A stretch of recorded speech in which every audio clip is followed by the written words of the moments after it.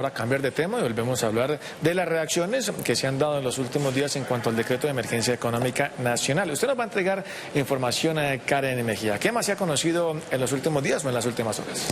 Así es, Aníbal, televidentes, pues mire, es una polémica que se ha generado frente al decreto de emergencia económica. Al menos 17 de los 32 gobernadores de Colombia pues han dicho que no acatarán esta medida, que no acatarán esta ley. Vamos a ver entonces en la siguiente nota cuáles son esas reacciones, quiénes se han pronunciado, para que podamos tener un contexto y podamos analizar esta situación.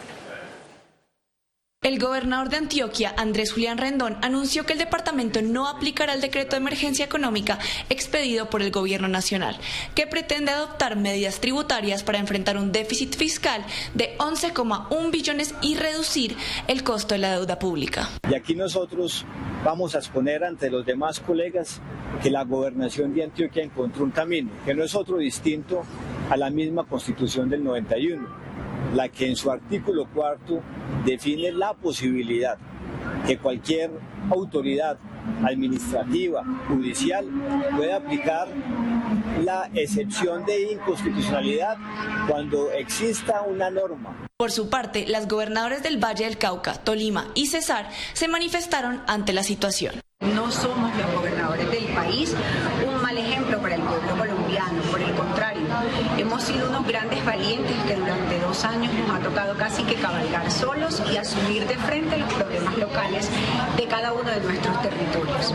O sea que si nos ponen impuesto, si hay más contrabando y los recursos se vienen para el gobierno nacional, ahí sí que no vamos a tener recursos para salud, educación ni deporte, que son fundamentales. Este decreto es un asalto centralista a la autonomía fiscal de las entidades territoriales. Es un ramonazo a los recursos de los departamentos. Mediante una carta enviada al ministro de Hacienda y Crédito Público, los mandatarios regionales aseguran que la búsqueda de recursos para el presupuesto nacional no puede hacerse debilitando la autonomía del Estado descentralizado.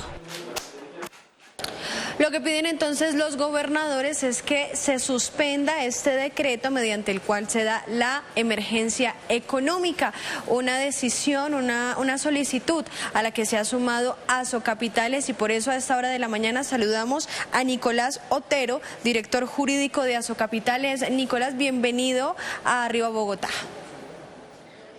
Buenos días, Karen. Muchas gracias por la invitación. Así es, Asocapitales ayer presentó una coadyuvancia a la solicitud de suspensión del decreto 1390 que declaró la emergencia económica.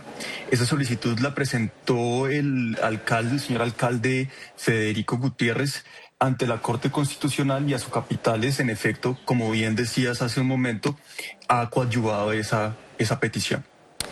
Director, ¿cuáles son entonces los argumentos? ¿Por qué deciden sumarse a esta petición, a esta solicitud? ¿Cuál es el impacto que tiene en términos jurídicos que se haya presentado este decreto de la emergencia económica?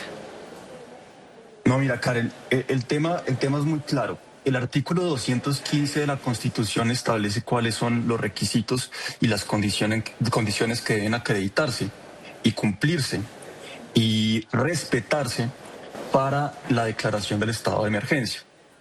Entre ellas, lo que se dice es que debe acreditarse hechos sobrevinientes que afecten de forma grave el orden público, económico, social y ecológico, o que puedan constituir una grave calamidad pública.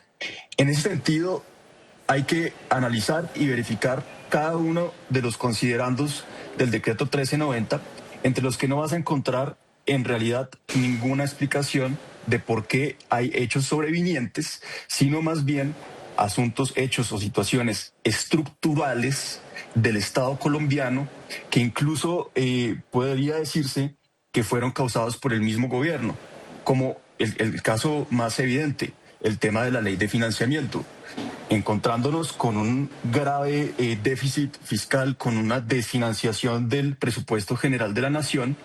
Lo que se está buscando es desfinanciar, como también advertían ahorita los gobernadores, desfinanciar a las entidades territoriales, traer a la nación o llevar a la nación recursos que son protegidos directamente por el artículo 362 de la Constitución. Recursos que están destinados a la salud, a la educación y al deporte. Esos recursos llevarlos a la nación, porque en lugar de apretarse el cinturón, lo que ha hecho el gobierno es aumentar el gasto público. Director, ¿usted cree que esta solicitud ante la Corte Constitucional tiene futuro? Se lo pregunto porque ya hay varias reacciones, por ejemplo, del ministro del Interior, donde dice que los gobernadores que no acaten esta ley están prevaricando. Y le pregunto, ¿puede un gobernador decir no aplico, por ejemplo, los impuestos que están decretados en la emergencia económica? Bueno, no, ahí te separo la respuesta en dos. Por un lado es la prosperidad de la solicitud de suspensión, que fue lo que nosotros presentamos ayer. Yo creo que está llamada a prosperar. La Corte está actuando rápidamente. El magistrado Camargo, de forma muy responsable, ha pedido pruebas y, según se informa en los medios de comunicación esta mañana, hacia marzo, es lo que se dice, ya se tendrá una decisión de la Corte. Entonces, la suspensión, en la medida en que se avisora claramente la inconstitucionalidad del decreto, pues es lo procedente. Ahora, en relación con la postura de los gobernadores, hay que aclarar el tema desde la perspectiva constitucional de un Estado contemporáneo. En un Estado contemporáneo, la Constitución no es una carta de principios, ¿sí? Es un código que la norma superior que incluye las reglas que, en este caso, hay una provisión, que es la del artículo 362, de aplicación inmediata. Entonces, si el decreto 1390 y sobre todo el decreto que impuso las medidas tributarias en relación con los licores, que es el que gravemente ha afectado a los departamentos, infringe esa disposición, pues los gobernadores en un Estado contemporáneo pueden proponer la excepción de inconstitucionalidad. Es lo que están haciendo. Están aplicando lo que hoy en la teoría constitucional es ampliamente aceptado. De hecho, lo contradictorio es que el gobierno, que ya ha aplicado esa excepción de inconstitucionalidad en casos anteriores, se opone ahora a que lo hagan los gobernadores, cuando de hecho el artículo 362 es muy claro. Es que se los voy a leer para que ustedes vean lo claro que es. El artículo 362 de la Constitución dice lo siguiente. Dice, qué pena con ustedes que lo tenía aquí listo, acá está. 362. Los bienes y rentas tributarias o no tributarias o provenientes de la explotación de monopolios de las entidades territoriales son de su propiedad exclusiva y gozan de las mismas garantías que la propiedad y la renta de los particulares.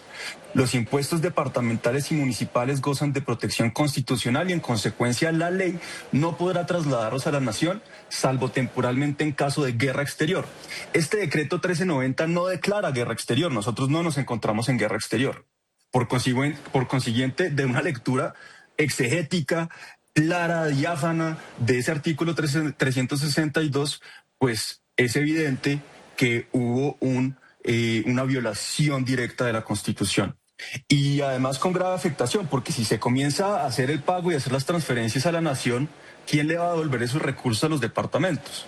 ¿Quién le va a pagar la salud, la educación y el deporte a los habitantes de esos departamentos? Entonces, como hay unos perjuicios claros, inminentes, pues claro, hay que aplicar la excepción de inconstitucionalidad, es lo que corresponde.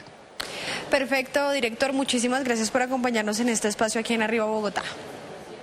Muchas gracias, Karen, por la invitación y acá estaremos cuando vuelvas a invitarnos. Hasta luego. Seguiremos entonces muy pendientes, sobre todo de la decisión de la Corte Constitucional, pero vamos a escuchar entonces lo que tiene para decir el ministro del Interior, Armando Benedetti, que desde luego defiende pues la constitucionalidad de esta decisión. Bueno, es un mal ejemplo que los gobernadores estén invitando a no acatar la ley. La Corte Constitucional es quien tiene esa función. Si ellos dicen que no se acate la ley, están usurpando las funciones de la Corte Constitucional. Por otro lado, puede haber prevaricato al no acatar la ley. Y también podrían ellos responder con sus propios bienes y sus recursos, su pecunio, lo que se pretende recoger de los impuestos que se están poniendo. Una polémica que se desata y que sin duda deberá resolver la Corte Constitucional, pero que dicen por ahora los gobernadores de por lo menos 17 departamentos que pues afecta otros temas de estas regiones como la salud y el deporte. Aníbal, estaremos muy pendientes, pero hay mucha más información de la capital aquí en Arriba Bogotá.